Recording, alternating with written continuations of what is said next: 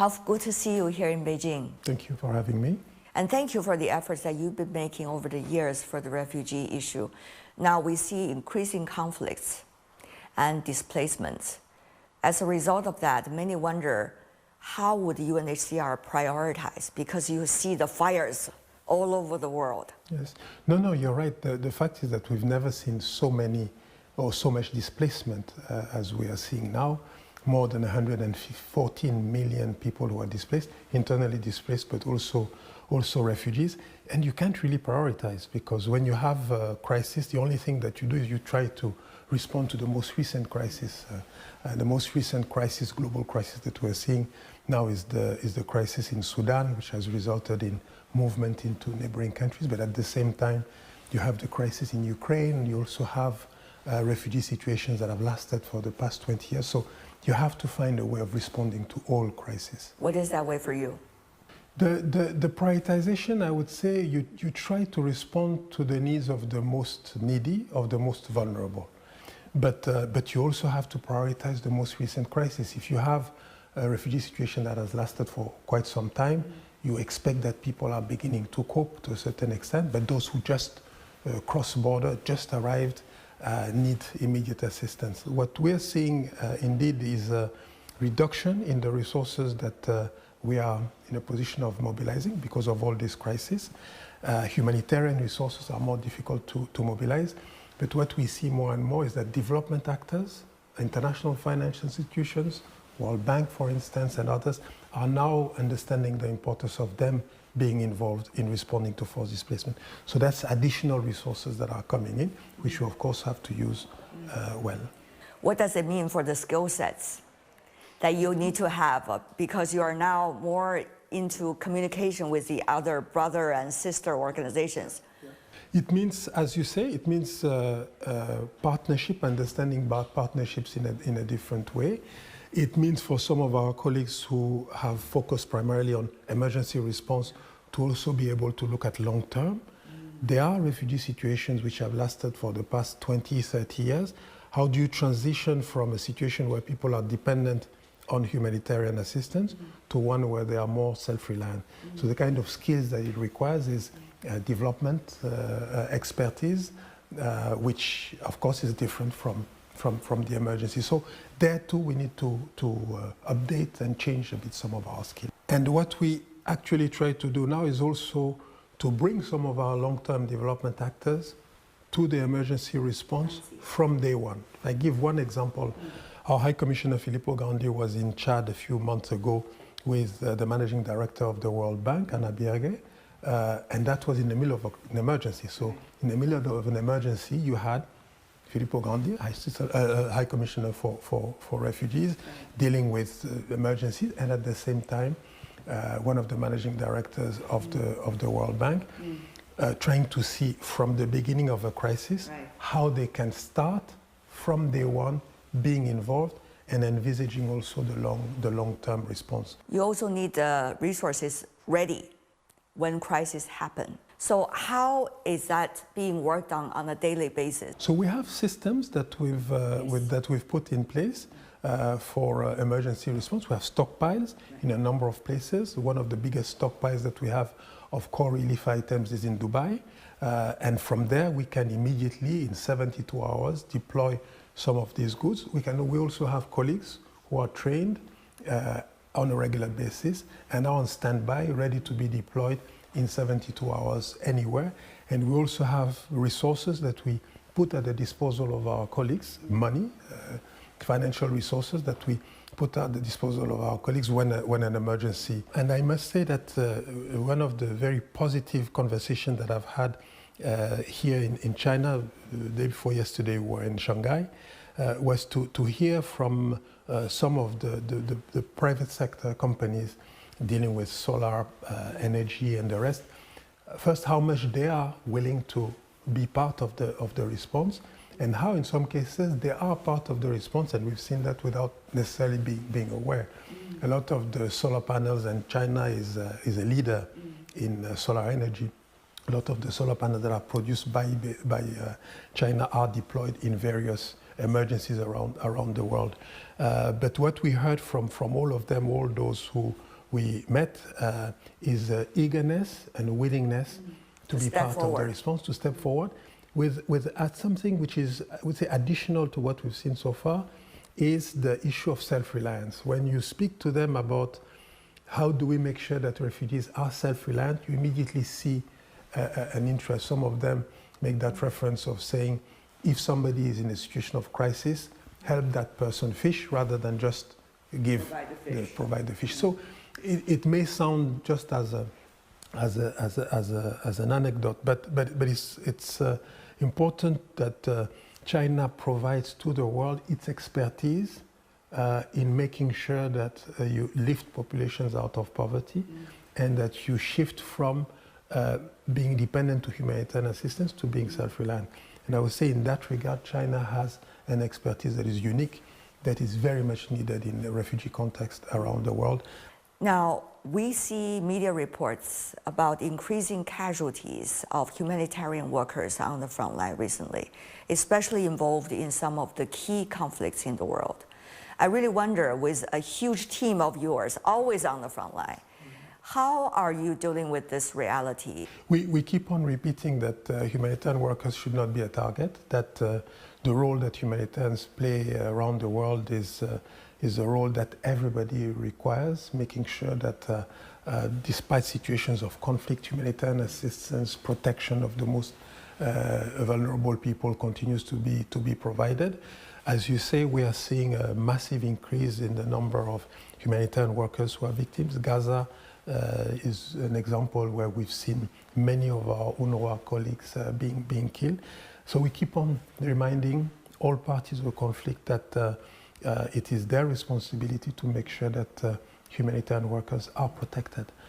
In any situation of crisis, war, humanitarian access continues to be provided in an unhindered manner, that this is crucial, and that humanity is absolutely essential regardless of the situation or circumstances in which people find themselves. Two major challenges as we see in terms of crisis, one in Gaza, the other Russia-Ukraine crisis. Now, your colleagues, I know, are dealing with it on a day-to-day basis, but how do you see the nature of these conflicts, and what are some of the things you have learned over the past 2 years about them? No, it's true. I would say what is characteristic is the fact that it's more and more difficult to categorize conflicts. You have all types of conflicts. The conflict that you currently have in Ukraine is very different from what you're seeing in Gaza. Yeah. It's very different from what you're seeing in Sudan. It's very different from what you're seeing right now in the eastern part of DRC. What you, unfortunately, and what is common in all these conflicts is disregard for humanitarian principles and disregard for the lives of humanitarian workers. And the difficulty that you see in seeing a resolution to some of these conflicts. The other concern is, of course, the fact that the mechanisms that exist to manage conflicts and help bring an end to conflict do not seem to be working in a very, very polarized world. The issue of ability for multilateralism to continue to function as a system is actually today a question. So you see this multiplication of conflicts. You don't really see the end to these conflicts, and you don't really see efforts to kind of manage these conflicts as they are taking place. So I think that's the concern, but it brings us back to the role of the United Nations. It brings us back to the role of regional organization also, and the role of the large powers, whether they are on the Security Council, permanent manner or not. But there is responsibility on the part of member states to find solutions to all these conflicts. You know, even for journalism, for example, I've been in this trade for about 25 years, and I saw the value system that were very much aligned around the world at the very beginning of my journalism days, till today, a very fragmented world. And the value system about what is good, what is bad, who is good for what, has been ever shifting. And we don't see a system that everybody subscribes to anymore. And therefore, this gives people with the right-minded a tremendous amount of difficulties to do their job. We were at a time when technologies were pretty much providing support to overall humanity, because internet was very much used after the Cold War ended, and they speed up the wealth but now we are in a very different stage, that technologies are developing so fast, such as AI, at a time when rules are so fragmented. I think it's paradoxical, because we are in a situation where you've never had so much wealth in the world. You've never had so much technology which allows the creation of goods at a very reasonable price. Healthcare can be provided through using technology and through AI at a better price than ever before, at a lower cost than ever before. Education, it's the same. And then you end up having all these goods which are actually being sold even at a higher price than it should be.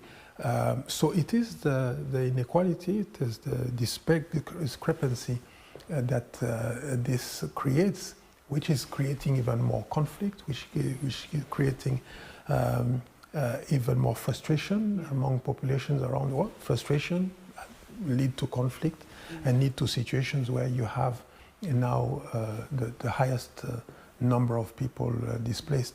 So at the end of the day, it all brings back to how resources are being distributed, managed in an environment where there is abundance of resources.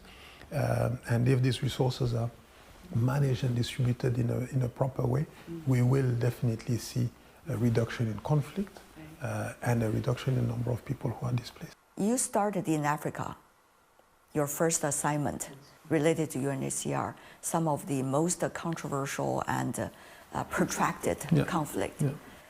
And from there it continues to be in different parts of the world. And now working very much on the most important missions of UNHCR. What moment do you remember was the time for you to really understand, the tremendous difficulties that you're likely to face, and give you the power to see, no matter what, I'm here for the job that I believe in? I think for me it was fairly early, and when I joined UNHCR, and I joined UNHCR in the northern part of the Democratic Republic of Congo, which was then Zaire. I was dealing with refugees from Sudan, which now is South Sudan, people who had crossed into DRC. And what was remarkable is that they had not been receiving food assistance for a very long period of time, and yet they were fending for themselves. So you had a situation of people who had arrived in a place, had been displaced, were refugees, but their resilience was such, and the support that they were getting from the host community was such, that they were fending for themselves. What they needed from us was simply to provide them with some support to make sure that they would continue to fend for themselves. So what I derived from that experience from the beginning, and everywhere I've been, and what I've heard from refugees everywhere I've been, is give us the means to fend for ourselves. We have found ourselves in a situation of displacement, but we still have the skills, knowledge that we had when we were in our country. Just make sure that we can continue. And the protection that they require from us is this, to make sure that they are not discriminated against because they found themselves in a situation of displacement. Of course, at the beginning, when they're displaced, they may need some humanitarian assistance, but very quickly, what I've heard from them, and that I heard from the very first time that I spent in the organization, is give people the means to fend for themselves, and that's the best protection that you can give to people who find themselves in displacement. We know that this is a much more fragmented world, and the role of the UN, also the roles of different UN organizations, including yours, has been challenged as a result. So how do you see this change? What is like to be caught in between among so many different things, politics, geopolitics, economics, technologies, all of these are moving factors for you. What was it like? The fact is that when there is a conflict and there is displacement, our role of providing humanitarian assistance is clear. What is sometimes more unclear is the fact that we are not providing a solution, and humanitarian assistance is not a solution to the problem. It's simply a way of dealing with the crisis. But those who need to deal with the problem, with the cause of the humanitarian situation or humanitarian crisis, still need to take the action. And it's not, humanitarian responses are not there to address political causes. It's all linked, but it is important, and you've made reference to that earlier. It's key that in a situation of conflict, humanitarian principles remain, and that those who need assistance, who need emergency assistance, humanitarian assistance, continue to be provided with this support in situations of conflict. Raouf, what a pleasure to see you, and thank you so much for sharing your knowledge. Thanks a lot for having me. Thank you. Thank you.